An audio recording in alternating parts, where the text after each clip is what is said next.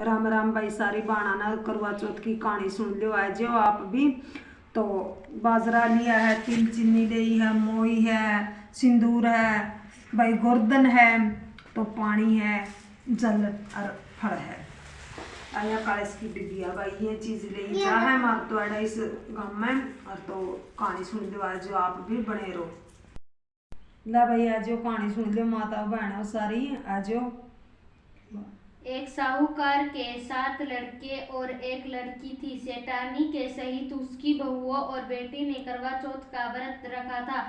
रात्रि को साहूकार के लड़के भोजन करने लगे तो उन्होंने अपनी बहन से भोजन के लिए कहा।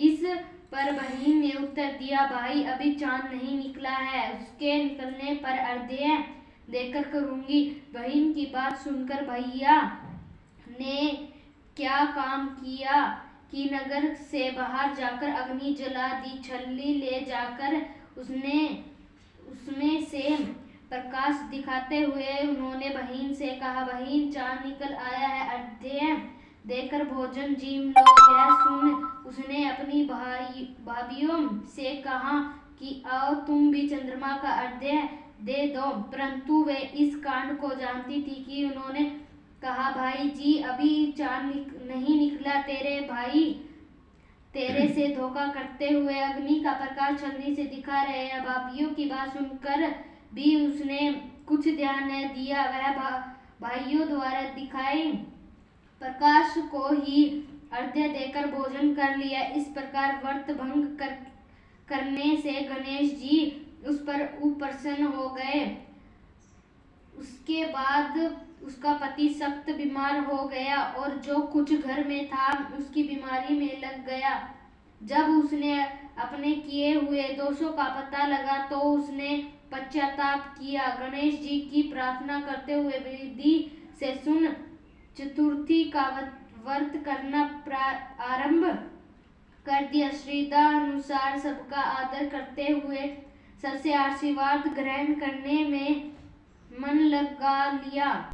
इस प्रकार उसके श्रद्धा भक्ति सहित कर्म को देखकर भगवान गणेश उस पर प्रसन्न हो गए और उसके पति को जीवन दान देकर उसे आरोग्य करने के पश्चात धन संपत्ति से युक्त कर दिया। इस प्रकार जो कोई छल कपट को त्याग कर श्रद्धा भक्ति से चतुर्थी का व्रत करेगा वे सब प्रकार से सुखी होते हुए कलेशों से मुक्त हो जाएगा।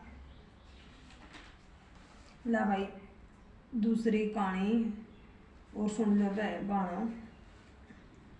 दूसरी कहानी आज गणेश जी की महाराज की आज बने रहो। गणेश जी विनायक जी की कहानी। एक अंधी बुढ़िया थी जिसका एक लड़का और लड़के की बहू वो बहुत गरीब था। वह अंधी बुढ़िया नित्य प्रति गणेश जी की पूजा किया करती थी। गणेश जी साक्षात सन्मुख आकर कहते थे कि बुढ़िया माई तू जो कहे सो मांग ले। बुढ़िया कहती, मुझे मांगना नहीं आता, सो कैसे और क्या मांगू।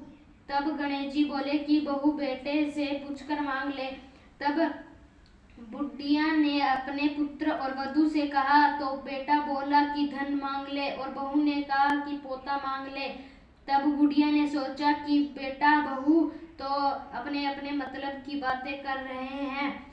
अंत उस बुढ़िया ने पड़ोसियों से पूछा तो पड़ोसियों ने कहा कि बुढ़िया तेरी थोड़ी सी जिंदगी है, क्यों मांगे धन और पोता, तू तो केवल अपने नेत्र मांग ले जिससे तेरी शेष जिंदगी सुख से व्यतीत हो जाएगी। उस बुढ़िया ने बेटे और बहू तथा पड़ोसियों की बात सुनकर घर में जाकर सोचा जिससे बेटा बहू और मेरा सबका ही भला हो वह भी मांग लूं और अपने मतलब की चीज भी मांग लूं। जब दूसरे दिन श्री गणेश जी आए और बोले, बोल बुढ़िया क्या मांगती है, हमारा वचन है जो तू मांगेगी सो ही पाएगी। गणेश जी के वचन सुनकर बुढ़िया बोली, है गणराज यदि आप मुझ पर प्रसन्न हो तो मुझे 9 करोड़ की माया दे, निगरानी काया दे, अमर सुहाग दे, आंखों में प्रकाश दे, नाती पोता दे और सहमत समस्त परिवार को सुख दे और अंत में मोक्ष दे। बुढ़िया की बात सुनकर गणेश जी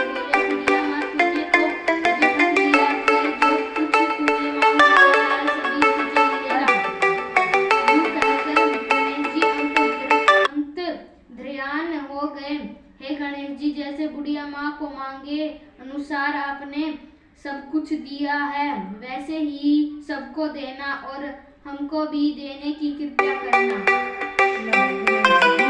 कहानी पूरी हुई, इसी सब नट उठी है।